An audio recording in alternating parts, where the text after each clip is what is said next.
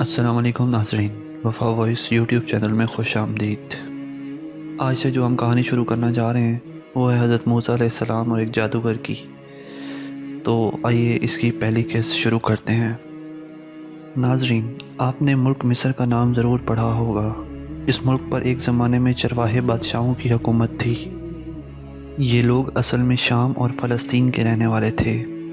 ان کا پیشہ گلہ بانی تھا۔ جب مصر خانہ جنگی کا شکار ہو رہا تھا تو ان لوگوں نے حالات سے فائدہ اٹھا کر مصر پر قبضہ کر لیا اور وہاں پر اپنی حکومت قائم کر لی۔ مصری لوگ ان دنوں دیوی اور دیوتاؤں کی پوجا کیا کرتے تھے۔ ان کے دیوتاؤں میں سب سے بڑا سورج دیوتا تھا۔ اپنے بادشاہ فرعون کو وہ سورج کا اوتار سمجھتے تھے، چنانچہ فرعون کی بھی پوجا ہوتی تھی۔ اہل مصر پکے مشرک تھے۔ اس وقت مصر میں ایک قوم بنی اسرائیل بھی رہتی تھی۔ ناظرین، آپ کو پتہ ہوگا کہ اسرائیلی کون تھے۔ اسرائیل حضرت یعقوب علیہ السلام کا لقب تھا، اس لیے ان کی اولاد بنی اسرائیل کہلاتی ہے۔ حضرت یعقوب فلسطین میں رہتے تھے۔ ان کے 7 بیٹے تھے، جن میں ایک حضرت یوسف علیہ السلام تھے، جن کو ان کے بھائی بڑے حسد کی نگاہ سے دیکھتے تھے۔ ایک بار وہ اپنے والد سے اجازت لے کر حضرت یوسف کو شکار کے بہانے ساتھ لے گئے اور راستے میں ان کو ایک اندھے کنویں میں ڈال آئے، مگر جسے اللہ رکھے اس پر کوئی مصیبت نہیں آتی۔ چنانچہ اللہ تعالیٰ نے اپنی مہربانی سے اور قدرت سے ایک قافلہ جو اس طرف سے گزر رہا تھا، اس نے اس کنویں سے پانی نکالنے کے لیے ڈول ڈالا۔ جب ڈول ڈالا گیا تو حضرت یوسف باہر آ گئے اور آخر بکتے بکتے مصر کی حکومت کے ایک بڑے عہدیدار یعنی عزیز مصر کے پاس آ گئے۔ ان کو اپنے گھر میں بڑی عزت کے ساتھ رکھا، مگر عزیز مصر کی بیوی نے حضرت یوسف پہ ایک بڑی تہمت لگا کر ان کو قید خانے میں ڈلوا دیا۔ مگر قید خانے میں تمام لوگ اور قیدی ان کو بڑی عزت کی نگاہ سے دیکھتے تھے، کیونکہ وہ جانتے تھے کہ حضرت یوسف نہایت شریف اور نیک انسان ہیں۔ اس زمانے میں مصر کے بادشاہ نے ایک عجیب و غریب خواب دیکھا، مگر دربار میں کوئی بھی آدمی اس خواب کی تعبیر نہ بتا سکا۔ چنانچہ ایک قیدی جو ابھی رہا ہوا تھا، اس نے بتایا کہ قید خانے میں حضرت یوسف نامی ایک نیک انسان خواب کی تعبیر بتا سکتے ہیں۔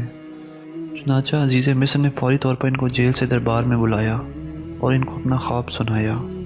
حضرت یوسف نے اس خواب کی تعبیر یہ بتائی کہ ملک میں لگاتار 7 برس تک قحط رہے گا اور 7 برس ملک میں خوشحالی رہے گی۔ اس قحط سے بچنے کے لیے انہوں نے بادشاہ کو تدبیر بھی بتائی۔ اس بادشاہ سے دل میں یہ بات بیٹھ گئی کہ پورے ملک میں حضرت یوسف سے زیادہ عقل مند اور کوئی نہیں ہے۔ اسے یہ بھی معلوم ہو گیا کہ وہ بالکل بے قصور ہیں اور انہیں ناحق ہی قید کر رکھا ہے۔ چنانچہ اس کے فرمان کے مطابق انہیں رہا کر کے بڑی عزت اور احترام کے ساتھ دربار میں ایک اعلیٰ عہدہ پیش کیا گیا۔ حضرت یوسف کے حسن انتظام کی بدولت قحط کے 7 سالوں میں بھی مصر میں غلے کی فراوانی رہی، بلکہ ہمسایہ ملکوں کو بھی سستے بھاؤ غلہ فراہم کیا گیا۔ حضرت یوسف کے بھائی بھی کئی بار غلہ لینے کے لیے کنعان سے مصر آئے۔ اس کے بعد حضرت یوسف نے اپنے پورے خاندان کو مصر بلا لیا۔ ان دنوں مصر کا پایہ تخت امس تھا۔ ناظرین، اس پایہ تخت کے کھنڈر قاہرہ کے جنوب میں کوئی 14 میل کے فاصلے پر ابھی بھی پائے جاتے ہیں۔ حضرت یوسف نے اپنے خاندان کو شاہ مصر کے مشرق سے پایہ تخت کے شمال کی طرف ایک سرسبز و شاداب علاقے میں جس کا نام جشن تھا بسا دیا۔ ناظرین، آپ کو یہاں پر بتاتے چلیں کہ اہل مصر پکے مشرک تھے، مگر بنی اسرائیل اس دین کے پیروکار تھے جو انہیں حضرت ابراہیم سے ورثے میں ملا تھا۔ وہ ایک خدا کی عبادت کرتے تھے، خدا کے رسول کی اطاعت کرتے تھے اور اس بات پر یقین رکھتے تھے کہ ایک روز خدا کے حضور حاضر ہو کر دنیا کی زندگی کے اعمال کا حساب دینا پڑے گا، اور جو جیسا کرے گا وہ ویسا بھرے گا۔ آپ دوسرے الفاظ میں یہ سمجھ لیں کہ بنی اسرائیل گویا اس زمانے کے مسلمان تھے اور مصری کافر اور مشرک تھے۔ اگلی قسط میں ناظرین ہم آپ کو بتائیں گے کہ کیسے اہل مصر نے بادشاہوں کی حکومت کا تختہ الٹا۔ فرعون کے دربار میں ایسا کیا ہوا کہ اس نے تمام پیدا ہونے والے اسرائیلی بچوں کو قتل کرنے کا حکم دیا؟ اس وقت بنی اسرائیل پر کیا کیا ظلم ڈھائے گئے؟ یہ سب دیکھنے کے لیے ہمارے چینل کو سبسکرائب کریں۔